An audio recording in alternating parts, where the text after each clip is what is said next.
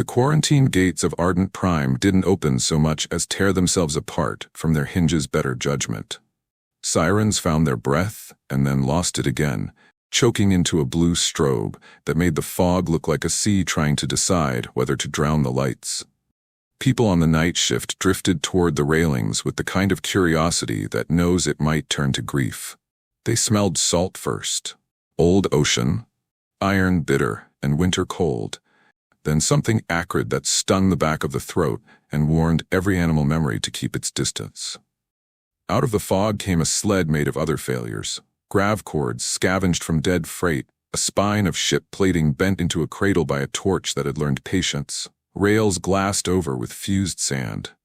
At the end of the tether, a boy leaned into the harness and made gravity a negotiation. He was narrow and stubborn and shaking, his boots skidding in bright crescents on the wet concrete. The sled's cargo made the floor groan. An albino dragon, vast even in collapse, scales like frost over bone, wrapped in bandages gone the color of bad weather. The crowd saw the black growths and stepped back in the same heartbeat. Millions of barnacles, slick, pulsing, tiered like cities clinging to a cliff, nested in every seam, along the crown ridges, down the tendon valleys, buried deep under the jaw where voice sleeps. They breathed in obscene harmony, each elasticing open to taste the air, each weeping a thread of oily venom that hissed when it met the deck and left filigreed burns like a map of rivers no one wanted to chart. The infection was a rumor with teeth. Abyss wore leftovers, engineered to adore draconic plasma and to turn flight into ruin. Quarantine meant a door that locked in both directions. The boy didn't slow. He stumbled, caught himself, then dragged again. His mouth worked around the words until they finally broke free, raw and loud enough to cut through the sirens. "The human medic, where is he? Please, he's my brother. He's still breathing. He's still." The sentence tripped over hope and fell. Guards in sealed suits crossed pikes out of training rather than conviction, then glanced at one another as the sled inched closer and the heat from the dragon's fever reached their shins through composite armor. Someone whispered for a lockdown. Someone else said containment. No one moved to help. The barnacles glittered like eyes. A lower door hissed open under the docking stairs, the one technicians used to slip out to smoke and swear where cameras didn't care. Boots rang on the metal treads. He appeared without fanfare.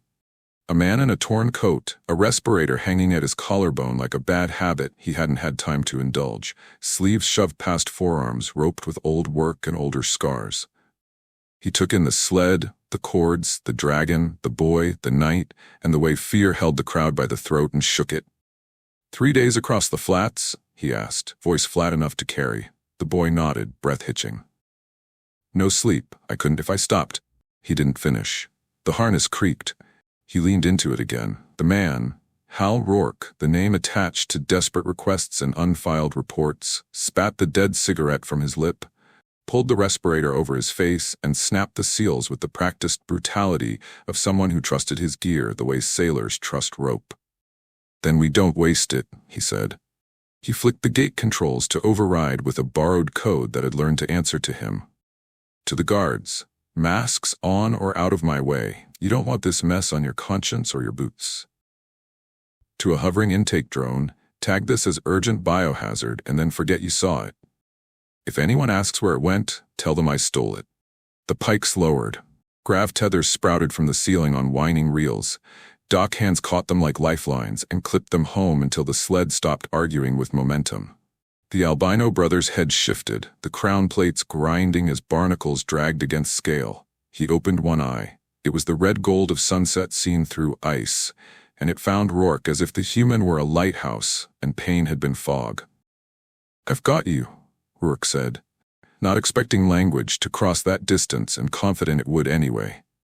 He put his palm to a clean patch of scale the size of a dinner plate and pushed, walking the sled toward the trauma doors while the boy staggered alongside, hands working numb knots. Inside the building, negative pressure vents woke like a sleeping animal, drawing the world inward. The doors parted with a tired sigh. "Inside," Rourke ordered, and the night obeyed him.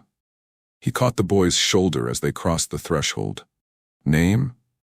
"Aran," the boy said, voice breaking on the syllable. He's my brother." "Good," Rourke said.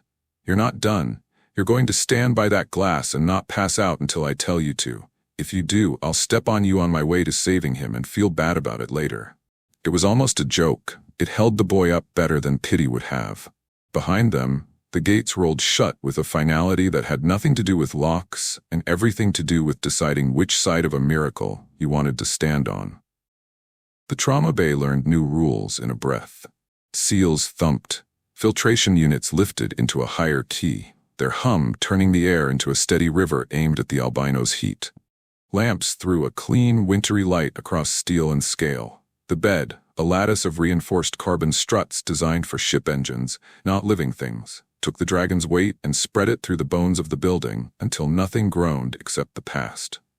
"Wraps off," Rourke said, gloves snapping into place with a sound that made the junior nurse's shoulders drop an inch in relief. "Vent 3 and 5 to full draw. Foam tanks from cabinet 7. Copper wire, sonic scaler, cautery wand, and the meanest gel we own. If we don't own it, lie and tell me we do." Oren reached the red line on the floor, the one painted there to keep love from tripping over procedure, and stopped because he was good and because some doors you don't go through unless invited. He set both hands to the glass instead, fingers splayed, sifting his breath into a fog that wrote, "I'm reading fulling." "I'm here," in a language only the two of them could read. The bandages came away like coastline after a storm. Clots tugged free with a sound that would have been wet if the negative pressure hadn't stolen it. Underneath, the barnacles were worse. Closer. Hungrier. The smaller ones clustered like black grapes in the fine seams around the eyes. The larger had rooted into tendon channels, jaws fused to flesh with an adhesive designed to laugh at solvents and cryos. In 2 places the growth had crept along veins, laying a lace of dark across the map of life. An insult as much as an injury. Rourke started at the crown ridges because pain is a bad teacher and you have to unteach the most obvious lessons first. He slipped a loop of copper under the lip of the largest cluster, tilted until the parasite's jaw creaked, and listened. He wasn't listening for pain. That noise was everywhere now, but for the change in pitch when adhesive polymer stretches to its last excuse. "Scaler," he said, and the tool sang into his palm. He pressed it to the jaw. The resonance hummed back, harmonic and ugly, and the barnacle loosened in a whisper the room didn't quite hear. He lifted it free and dropped it into a tray where it steamed like a bad thought meeting daylight. The cautery wand followed just long enough to close the ragged mouths the parasite had left behind. No heroics. A skim of heat, a mist of antiviral foam that smelled like lightning and old mint, a smear of gel the color of new snow. The gel slid into the wound, cooled, and gloved it, seeping into microscopic tears and telling them, in chemistry, that the emergency was over and repair could start. Rourke moved like a man who had learned the geography of other people's hurt by walking it barefoot. "Vitals," he said. "Rising," the anesthetist answered, eyes never leaving the cresting numbers. He. "Brother," Oran said through the intercom, the word startling him with how steady it sounded. "His oxygenation's low but climbing," the anesthetist finished. "Heart rate, fighting." "Good," Rourke said, which in another mouth might have been prayer. Time changed shape. Minutes stopped behaving like minutes. They became a string of small decisions. Wire here, brush there, lance only when absolutely necessary, gel everywhere, patience everywhere else. Where the growth had crept into a vein, Rourke did not burn. He coaxed. He stroked gel along the flow, turned the stream into a courier carrying medicine instead of malice, and watched the dark soften at the edges, as if someone had opened a window in a room that didn't know it needed air. Oren narrated from his side of the glass without meaning to. The way people narrate when they need to make sense for someone else and end up saving themselves with the explanation. "He carried me when I was small," he whispered. "Claws curled so I wouldn't slip. He would fly low over the surf until spray hit my face and I'd laugh. He taught me which stars were fixed and which were travelers. He said fixed things aren't always safe." The junior nurse didn't shush him. The room held his voice like a hand keeps a candle from a draft. At the hinge beneath the jaw, where voice and breath share close quarters, the parasite had built a fortress. Rourke didn't storm it. He camped outside and waited, brushing gel along every seam until the adhesive stubbornness bored even itself. When the jaw finally unlatched, it did not scream. It sighed, a tiny release that only people who listen for a living ever hear. He lifted it free and saw the raw skin beneath, pink and furious and alive. "That's it," he murmured, more to the wound than to anyone human. "You're not a battleground. You're a throat. Remember." The albino brother tried to remember. Rourke felt the question before he saw the movement, the way the great chest pulled at the air, and the air came, not like a thief through a window, but like a guest through a door. The first breath failed halfway, caught on old pain. The second made it past the broken place. The third found a rhythm, thin as a kitten's mule, stubborn as a tide. Monitors drew it in ugly green lines and decided to call it stable. Aaron slid down the glass and sat, arms wrapped around his knees, teeth bared in a grin that looked too much like crying to be either. "Easy," Rourke said, laying his palm to a clean scale between crown plates, the same place he had greeted on the dock. "Stay in the room." He kept his voice low. The register bodies listen to when they are deciding whether to trust pain or the person standing beside it. "In, out. I'll do the cutting, you do the breathing." He moved to the wing roots next, places where infection turns to exile if left to grow. The clusters there had learned new tricks in the dark. Filament strands, too fine to see until they caught the light, had woven themselves along the tendons in a pattern that looked like malice teaching itself embroidery. Rourke slid the brush along each thread, let the gel weigh it down until it sagged, then teased it loose with a pair of tweezers delicate enough to pick glass from a child's heel. His hands shook once. He stopped, breathed, and made them remember what they were for. At some point, no one would agree when, the boy's name had become a lever in Rourke's voice. "Oren," he said, still working. "If you're going to pass out, do it on your left side so we can roll you clear." "I won't," Oren said, meaning it. "Good," Rourke answered, meaning it too. The barnacles at the wing roots surrendered with the maddening politeness of enemies who know they've lost and have decided to behave for the archives. Rourke sealed the last mouth there, stroked gel over the ridges where tendon talks to bone, and checked the numbers again. Better. Not safe. Better. He allowed himself the smallest, meanest smile, the one men wear when they've been dared by the universe and found they liked it. "Last run for this pass," he said, voice hoarse behind the mask. "Crown seam and we're out for a cycle." He climbed the scaffold again and worked the final line, the one that would let the albino brother hold his head without pain lying about where the horizon was. When the cluster there let go, it did so cleanly, like a knot deciding to become rope again. He set it in the tray with the others, sealed the lid, and looked down at the shape on the table. "Breathe," he said softly. The dragon did. The room, all at once, remembered how. Ardent Prime forgot how to sleep. The bay lights dimmed to a shipwreck glow. The vents kept singing their low iron lullaby. And still, the room wouldn't soften. Because something in it was choosing between dark and morning. Rourke crouched at the instrument tray, forearms striped where gauze had given up and let sweat through, eyes fixed on a dish where 3 black barnacles twitched like bad thoughts trying to finish a sentence. He lifted a pipette, drew a thread of gel no thicker than a nerve, and let it bead on the parasite's jaw. It turned sluggish, but didn't surrender. He watched, counted, and shook his head. "Stubborn," he told it. "So am I." He pressed his knuckle to gauze until the old split brightened with a patient sting. A glimmer of red welled, no drama in it at all, just the quiet insistence of a body remembering it had rivers. He touched the sterile wick to the dot of blood and then to the gel in the dish. Under magnification, the change was immediate and indecent. The barnacle's adhesion proteins, sleek as thieves, stuttered, the jaw shivered, the elegant chemistry of invasion forgot its verbs. The parasite sagged in slow astonishment and fell open, not as if it had been beaten, but as if a door it had trusted had been unlocked from the inside. Human commensals. Low-born, unpretty, the kind that survived everything because everything had already tried to kill them. He repeated the test with a second cluster and then a third. The results held. He sat back on his heels and let out a breath that left him lighter and older at the same time. "Oran," he said softly, knowing the boy was still a statue at the glass. "Your brother's blood won't accept this kind of trickery alone. Mine will teach it how." "Will it hurt him?" Oran asked, voice careful because the word hurt was a country they had both lived in too long to use lightly. It will, Rourke said, and it will end.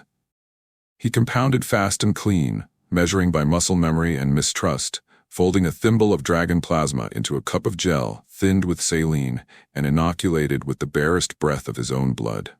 It clouded, cleared, and took on a sheen that looked like water pretending to be wiser. He climbed the scaffold to the big vein at the shoulder where scale thinned to the color of old milk. His hand hovered. The albino's eye opened a slit. Crimson met human brown and held. "Breathe with me," he said, and slid the needle home. For the space of a held breath, nothing moved. Then the world tried to break. The dragon convulsed in a single body-sized cord that snapped the air. Barnacles across his hide clenched as one, then ruptured like a field of seed pods giving up their ghost. Black shells popped in a storm of ash and smoke. Gray ichor flashed to vapor before it could fall. The pressure wave took the weakest pains first. The upper observation windows cracked in starbursts, then surrendered with a rain of safety glass that tinkled like cheap bells. The vents choked, rallied, and pulled the smoke away in gusts that made flames gutter in distant kitchens.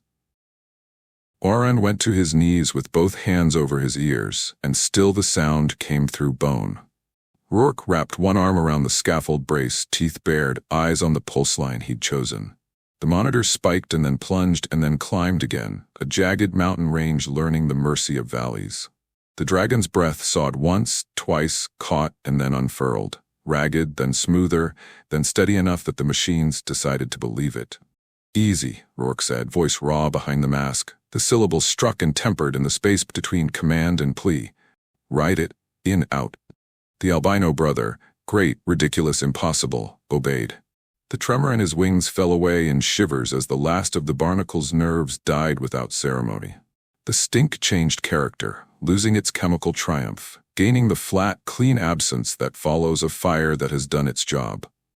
Across the glass, staff emerged from cover, faces wet, hair lacquering to foreheads in the sudden humidity.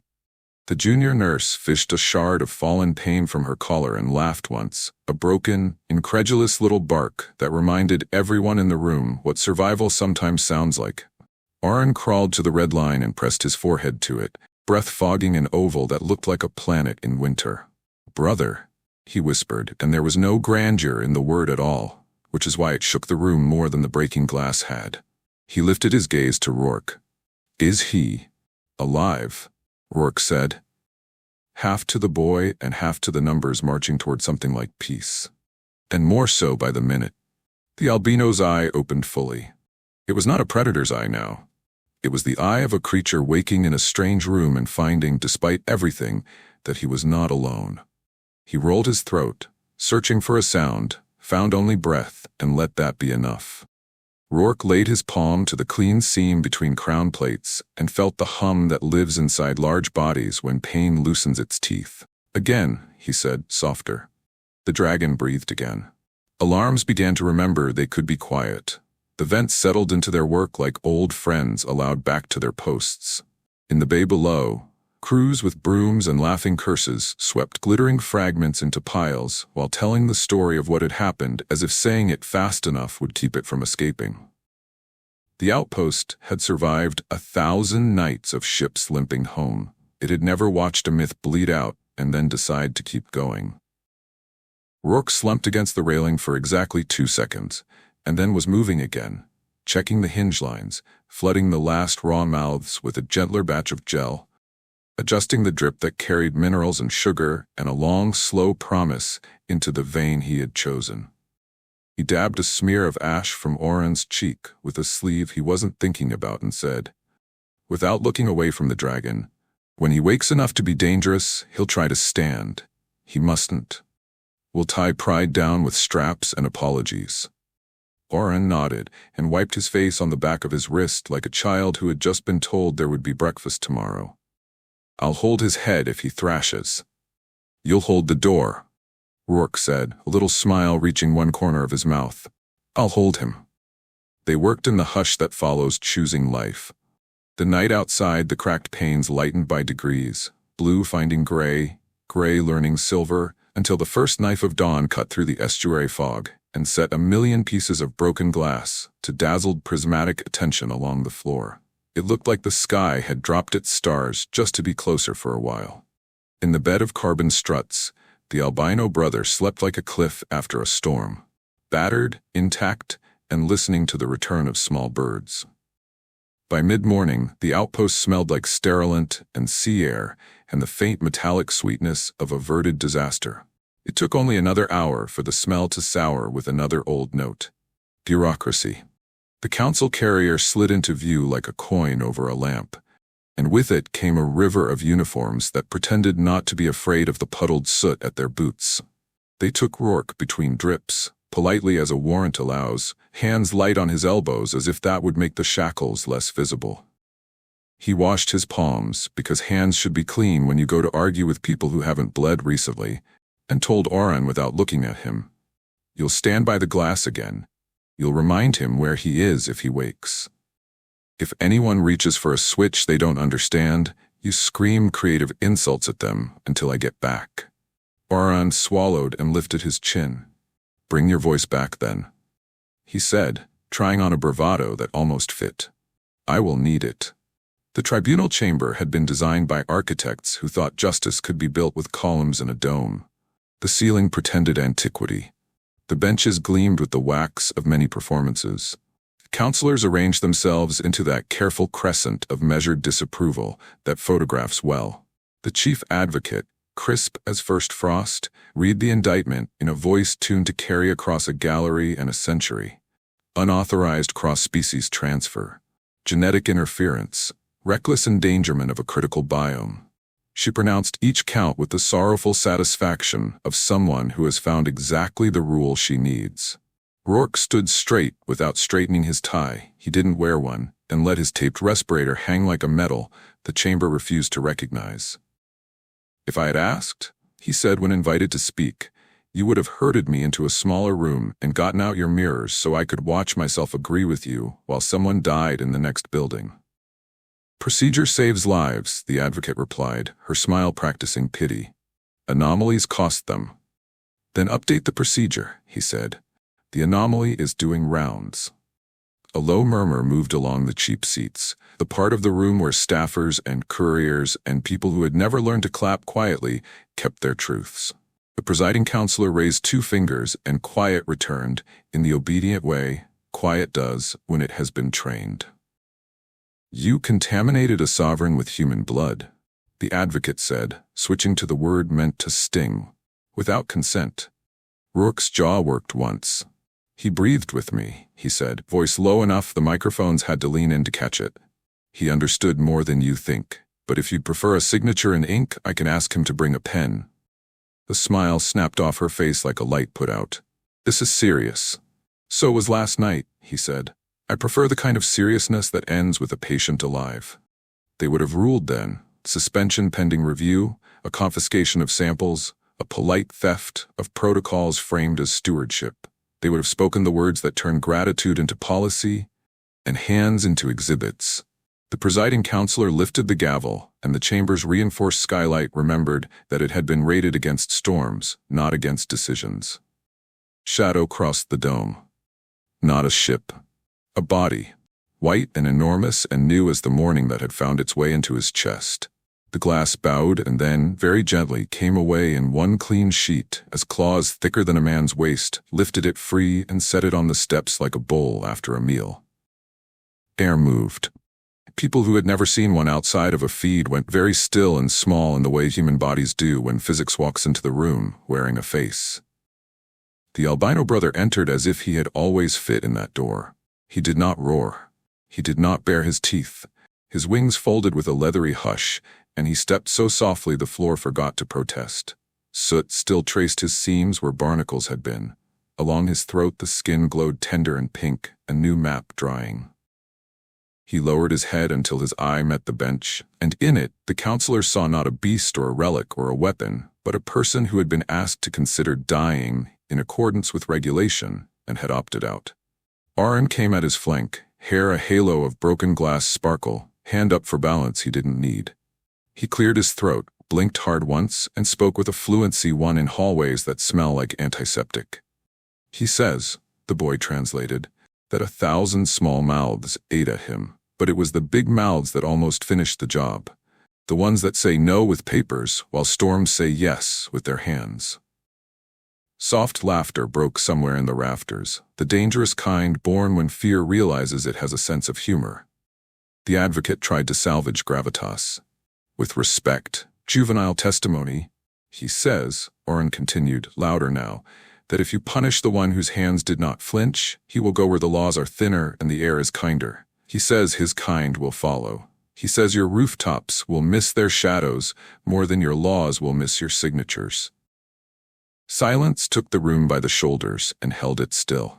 Rourke did not look up at the albino. He kept his eyes on the bench because he had brought his voice here for a reason. I sent the protocol already, he said. To your disease bureau and to people who don't ask for letters. Dragons will live today or not today based on what you do in the next 5 minutes. Make a speech if you like. I have gel to mix. An old counselor with a map-folded face and a grandchild's string bracelet hidden under his sleeve set both palms on the rail as if reminding his hands they had done work once. We rescind the detainment, he said into the hush, cutting ahead of procedure, the way a child cuts a line when the house is on fire. You will continue. You will share the method. We will convene standards after the emergency. If we remember how. He looked at the dragon. And we would be honored if you would refrain from removing any more of our roof. It is expensive. A breath that might have been laughter trembled through the white giant's throat and ruffled the papers on the advocate's lectern. He lifted the glass sheet as gently as he had set it down, tipped it back into place and pressed with his palm until the seals sighed home again, as if the building itself had been flattered into cooperation. The chamber forgot to applaud. It just breathed, like the bay had learned to, like a city does when the news is good and the work is not done. In the corridor, the night nurse was waiting with a cup that steamed and a scowl that felt like love.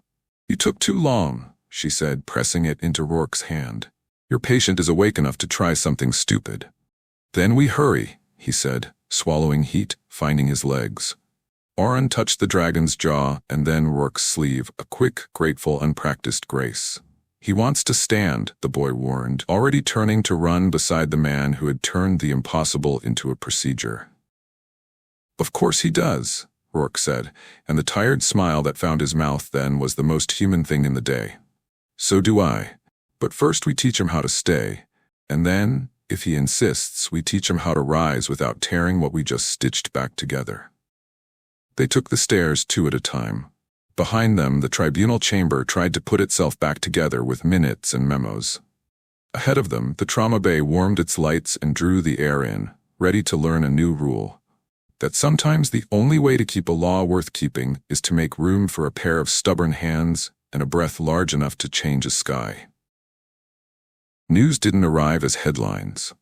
It came as grainy feed from a harbor, where a grandmother in a red scarf warmed gel in kettles and brushed it into the crown seams of a gray patriarch, who breathed once like a wave deciding to spare the rocks.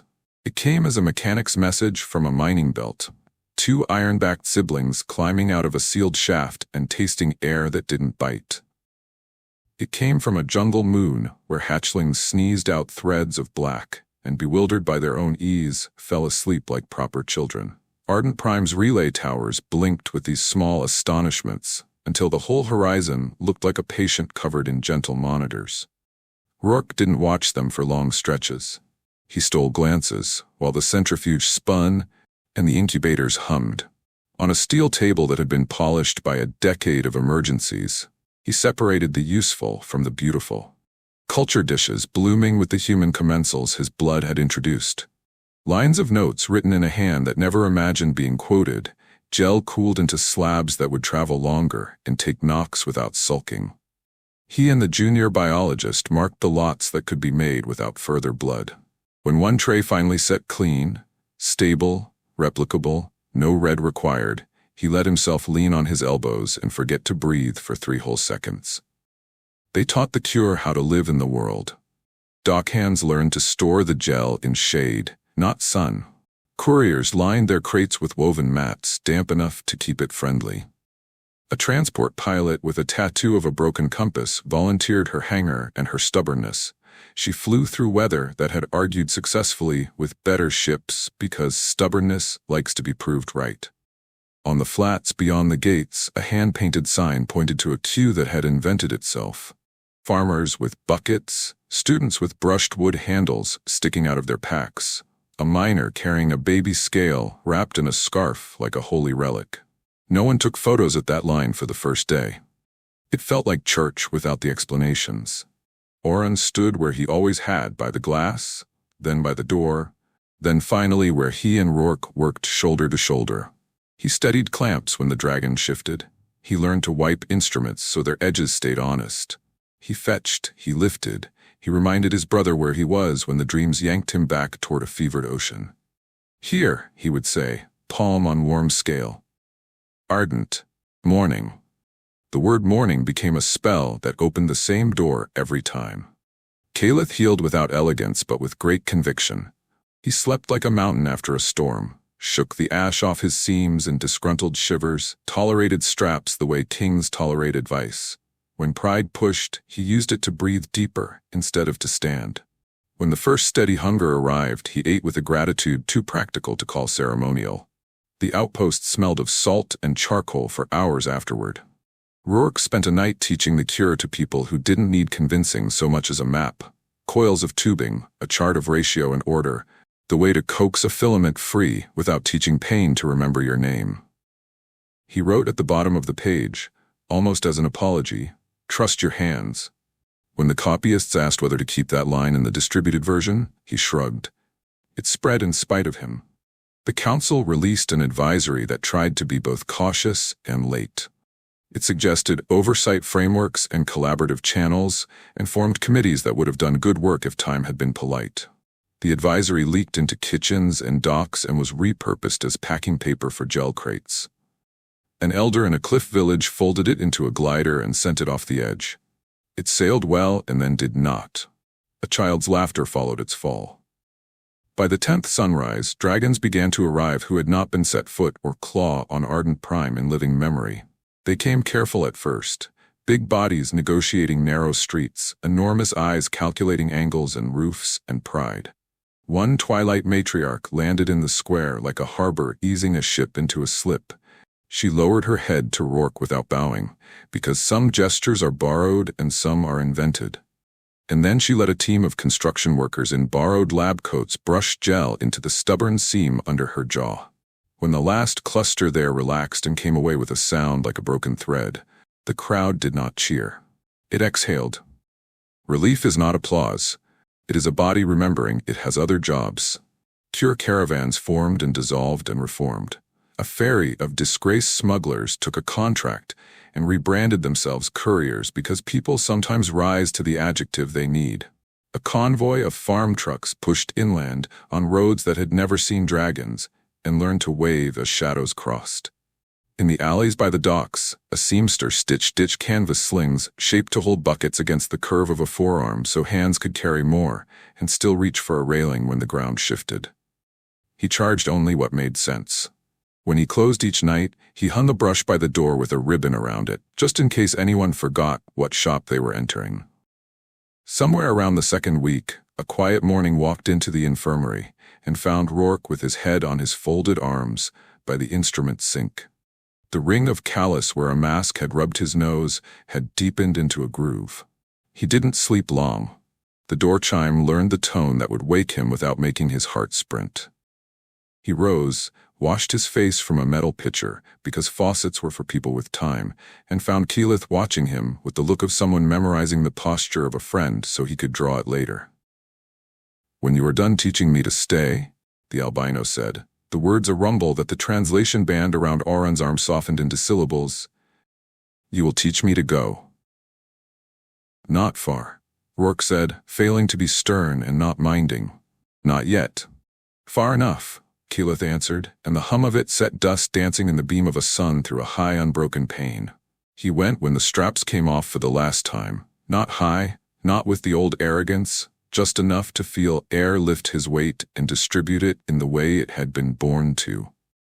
Oren stood on the roof, and cried without embarrassment, wine burning his eyes dry again between tears. Rourke watched from the bay doors with his hands on the rail and his mouth making no decision at all about smiling. Caliph banked twice over the flats, low and obedient to physics, then circled once above the queue and let a thread of pale breath drift down across the waiting buckets. It glittered like sleep shaken out of a blanket. The crowd stirred as if brushed by a blessing, and then, because habit is a stronger god than gratitude, made more room in line. When Caliph sat down again, he placed, with the care of someone returning borrowed silver, a small thing at Rourke's feet. One scale, shed clean and healing, thin as a sigh, opalescent along its edge. Rourke didn't pocket it. He propped it against the door frame where hands passing in and out could touch it without ceremony. People did. They started reaching for it the way they reached for a light switch. It left no residue. That felt right. The feeds kept sending their stubborn miracles. Rourke read them only when the night nurse sat him down and planted a cup of something hot by his hand and threatened to stage a coup. He watched a cliff village paint a new line across the rock where dragons should not land because the old one had been drawn for smaller bodies. He watched a midwife on a salt moon tap out an instruction with one hand while the other steadied a wrist too big for any bracelet. He watched a classroom of children hold up their brushes like flags and pledge to keep them clean. He slept better that night than he had planned. He dreamed of nothing at all, which is the kind of dream a human medic can use. They called no one. They sent no proclamation. But at dawn the relay towers blinked in a pattern that had no meaning in code and all the meaning in the body. Come outside. People obeyed because some mornings carry that authority. They stepped into streets and up onto roofs and into doorways with aprons still on and coffee going cold on the counter behind them. The sky was already full, not crowded, arranged. Dragons paced it in widening spirals, their shadows sewing together rooftops and fields and water with thread that didn't tug when you pulled on it. Scales caught the angle of the sun and threw it back in colors even mathematicians must call by names, not numbers. Caliph led for a time and then drifted to the side because leadership, properly understood, is a lane, not a stage. A newcomer, her hide the color of a storm forgone, took the center and set a tempo. The spiral tightened and unwound again. The city learned to breathe with it. Rourke came to the infirmary roof with a mug he did not expect to drink from. Oren was already there in a coat that had been mended 3 times in places only a brother would notice. He offered it anyway. Rourke took a polite swallow. It tasted like boiled determination and ash. He swallowed again, as if he deserved it. When the dragons sank, they sank together. No triumph in it. A series of practical landings along boulevards that had never imagined such traffic, in squares that had hosted markets, in fights and children with chalk. Their feet found the ground with a softness that taught the ground how to be honored. The albino brother placed his foreclaws on the dock and held, as if steadying the city under him. No anthem played. A boy somewhere tried a drum, found the moment too large for rhythm, and set the sticks down gently. People leaned into each other the way they do when their balance has been thrown by good news. The council representative brought nothing but a supply authorization and a pencil behind his ear. He forgot to make a speech and did not regret it later. Caliph lowered his head and set his muzzle within reach of the human without pushing. Rourke stepped forward because you step into work and into gratitude the same way. He pressed his palm into the warm seam between plates and felt the hum of healed tissue and sleeping memory. He did not speak. He had used his allotment earlier on orders and jokes, and all the small sentences that keep panic from getting a foothold. A child broke ranks. A dockhand's daughter in rubber boots too large for her, hair in 2 braids that had not agreed with each other, and climbed onto the low step by the dragon's jaw. She lifted a brush in both hands the way you present bread at a table. It asked very clearly, "May I?" Caliph's breath warmed her cheeks. He angled his head a fraction. She touched the brush to the healed place, not because it needed it, because rituals begin with small honest lies. This helps. She finished with a little nod to herself and hopped down. The line behind her organized itself without committee. Rourke slipped away from the center, like a man who knows a ceremony is safest once it forgets its subject. He found the crate of buckets, counted them, and sent a boy for the spares in the storeroom they'd labeled with chalk and hope. He checked the gel shade and nudged the table 3 inches because the sun had moved. He tied a rag to the latch of the service door so it wouldn't slam in the wind and startle anyone who could break a wing in a narrow hallway. Work is an old language. He spoke it until his mouth remembered nothing else. When the ring came, it came without trumpets. A circle of metal carried by 6 welders with their gloves still on, edges still warm from good, honest heat. It had been made from ship's scrap and dock cleats, from the broken arm of a crane that had refused to give up until it was allowed to. The weld seams showed. The weld seams were the point. Names had been hammered around the circumference: ports, farms, mines, kitchens, clinics, in letters that betrayed how long since each hand had last held a hammer. In the center, someone had given up on elegance and gone for depth. 4 words lay there, crooked and sure. For the hands that held. Oren took one side without being asked. He and the welders slid the ring up Rourke's forearm until it settled above the wrist where tendons make their own map. The weight surprised him. It didn't grind, it reminded. He lifted his arm without flourish and felt the metal warm against his skin. The crowd acknowledged it, the way people acknowledge something that fits. A low sound, pleased and private. A courier pushed through, breathless, slate held up like an offering. "From Farron," she said. "From the vaults." Rourke cupped it and watched, for once without interruption, the feed that took up the whole screen. A door rolled back, with the theater such doors insist on. A body lifted stiffly. Dark shell fell away in flakes like a season ending. The dragon blinked at light, and then, with a gratitude so large it made the camera operator forget to hold still, stretched. Off to one side, a masked nurse clapped both hands to her mouth, shoulders shaking. Someone reached into frame and steadied her by the elbow. The clip ended. The courier wiped her eyes without comment and asked whether anyone had fixed the hose on Vent 7 yet. It was making a high whine that would drive sailors mad. "On the list," Rourke said, pocketing the slate for exactly long enough to hand it to Aaron, who would show it to Caliph, who had earned the right to see it first. It might have ended there, in a practical miracle, but the air had one more shape to make. The dragons rose a second time, not to leave, to give the city a last view of itself, under a sky busy with living things. Instead of the spiral, they formed a slow arch over the infirmary, an old architectural idea borrowed by biology. As they reached the apex, each dipped a wing in turn, a ripple of acknowledgement traveling from one horizon to the other. It passed over Rourke like a shadow that chose to be gentle. He ducked anyway, and then laughed at himself. "You will have to get used to that," Oren said, failing to be solemn. "I will get used to the buckets," Rourke replied. He looked down the dock at the line, now moving with the efficiency of habit, and at the sign someone had painted on a plank and nailed over the infirmary door in letters that wobbled where the hand had been excited. "This door stays open." He had not authorized the sign. He did not plan to take it down. Caliph nosed his shoulder before lifting. No might in it. Only the weight of someone who intends to be back and is telling you the hour without words. Oren climbed the spine with the practiced gracelessness of someone who had earned his seat. Rourke stepped back so the downdraft wouldn't scatter his papers into the sea. The wing beats hammered the day into clarity. The shadow passed and left everything brighter. After, when the square had begun to look again like a place where ordinary things happen, Rourke stood at the threshold of the trauma bay. The ring on his arm had warmed to blood temperature. It felt like part of the toolkit he had forgotten to put away.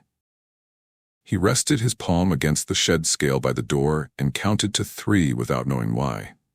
Then he went inside, because that is what doors are for. The afternoon patient was already waiting. A mid-flight matriarch with a sore hinge and a story longer than their shift. Oren held the clipboard with the lopsided grace of a new habit. The night nurse glared at an IV bag until it behaved. The junior biologist tilted a dish as if listening to a seashell and nodded to herself. Rourke washed his hands. The water ran clear and then colder. He dried them on a towel so battered it might have been a flag in another life. Begin, he said, and the room did. Outside, beyond the cracked panes and the repaired ones and the one Caliph had pressed back into its frame with the authority only a healed thing can get away with, the sky practiced bowing a little longer and then remembered it had other work. It lifted. It emptied. It waited for tomorrow.